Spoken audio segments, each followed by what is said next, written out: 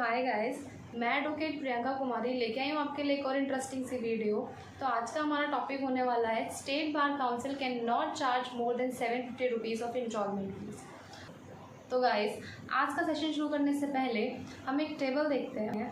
तो बेसिकली कोई भी एक लॉ स्टूडेंट, एक law graduate student law complete करने के बाद क्या करता है, एज अ एडवोकेट प्रैक्टिस करने के लिए उसको किसी भी स्टेट बार काउंसिल के अंदर अपना इनरोलमेंट करना पड़ता है और उस इनरोलमेंट के लिए एक इनरोलमेंट फ़ीस देनी पड़ती है।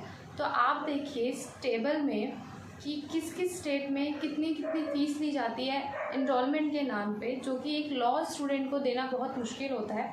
एक फ्रेश लॉ ग्रेजुएट स्टूडेंट जो भी जस्ट ग्रेजुएशन कंप्लीट करके आया है वो इतनी ज़्यादा फ़ीस कैसे पे कर सकता है। तो आप ये टेबल देखिए कितनी ज़्यादा फ़ीस ली जाती है।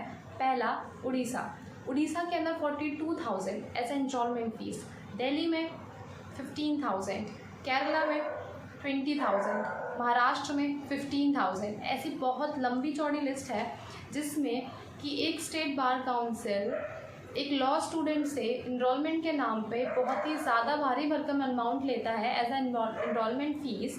तो आप सोचिए एक लॉ स्टूडेंट जिसने अभी ग्रेजुएशन कंप्लीट करी है और अब वो एज ए एडवोकेट प्रैक्टिस करना चाहता है किसी भी स्टेट में, अपने स्टेट में as a practice as a advocate, तो इतनी इनरोलमेंट फ़ीस वो कैसे देगा। जो अभी जस्ट ग्रेजुएट हुआ है वो इतनी ज़्यादा अमाउंट में फ़ीस कैसे पे कर सकता है। तो इसी को सुप्रीम कोर्ट के अंदर चैलेंज करा गया थ्रू मल्टीपल पिटिशनर्स कि इतनी ज़्यादा स्टेट बार काउंसिल और बार काउंसिल ऑफ इंडिया एक लॉ स्टूडेंट से इतनी ज़्यादा अमाउंट में फ़ीस नहीं ले सकती। सो ये मैटर लिस्ट कराया गया सुप्रीम कोर्ट में under our current CJI DY Chandrachud, justice JV Pardiwala and justice Manoj Mishra के आगे कि जो भी स्टेट बार काउंसिल में अलग अलग इनरोलमेंट की फ़ीस ली जा रही थी, ये केस अपने इन जस्टिस के आगे, जो अपने करेंट जस्टिस हैं, इनके आगे लिस्ट कराया गया। आप सभी को पता होगा इंडिया के अंदर एक एडवोकेट्स एक्ट है जो एडवोकेट्स के लिए है और उसका सेक्शन 24 में एक फ़िक्स अमाउंट दिया गया है इनरोलमेंट के लिए। तो जो अमाउंट उसके अंदर दिया गया है वो है जनरल कैटेगरी के लिए 600 रुपये, मतलब 600 rupees, and for SC/ST scheduled caste and scheduled tribes के लिए 150 रुपीज़। ये एक फ़िक्स अमाउंट जो एडवोकेट एक्ट सेक्शन 24 के अंदर मेंशन है।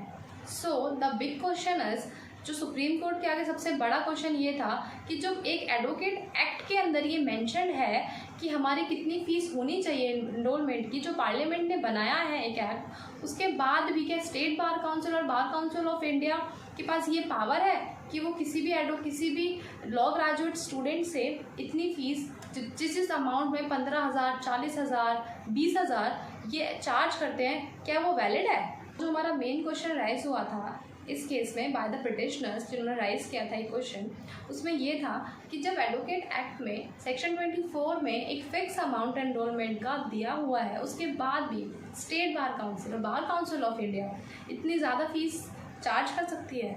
और दूसरा क्वेश्चन ये था, क्या स्टेट बार काउंसिल और bar council of India parliament ने जो लॉ बनाया है उसका वायलेशन नहीं कर रही है by charging this huge amount from the law graduate student. तो क्या ये एक वायलेशन नहीं है जो पार्लियामेंट ने लॉ बनाया है।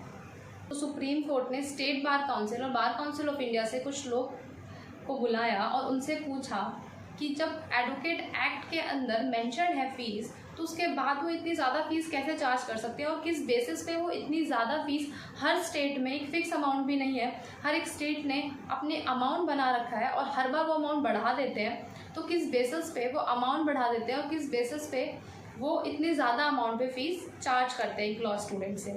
तो जो लोग सुप्रीम कोर्ट ने बुलाए थे, जिनसे क्वेश्चन करा गया था कि किस बेसिस पे वो इतनी ज़्यादा फ़ीस चार्ज करते हैं, उन्होंने ये बोला सुप्रीम कोर्ट को कि जो भी अमाउंट एक्ट के अंदर मेंशन है वो 1993 में मेंशन किया गया था और अब 2024 चल रहा है और एडवोकेट के वेलफेयर के लिए बहुत खर्चा होता है। तो एडवोकेट से ये फ़ीस वो एनरोलमेंट के टाइम पे ले लेते हैं, क्योंकि एनरोलमेंट के बाद एडवोकेट से वो फ़ीस निकलवाना बहुत मुश्किल हो जाता है उनके लिए।